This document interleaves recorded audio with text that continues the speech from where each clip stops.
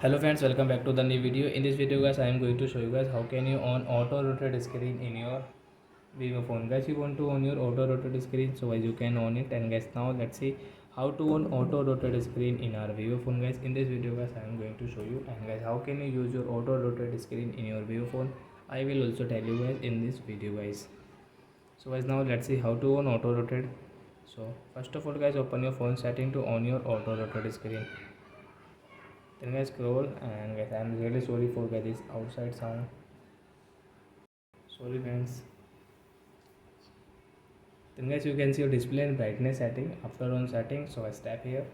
Then guys, scroll. Then guys, you can see your auto rotate screen, so I we will on from here. And guys, your auto rotate screen will on in your vivo phone. And guys, you can see, so guys, when you rotate your phone, so as you can see your phone will rotate. Then guys, you can use your auto rotate screen in your vivo phone. So I hope friends you have understood how to on auto rotate screen in vivo phone. So that's it guys, thanks for watching. So guys, now we will meet on guys next video guys with new topic. Before going guys, please go and like my video, subscribe my channel. Bye bye friends.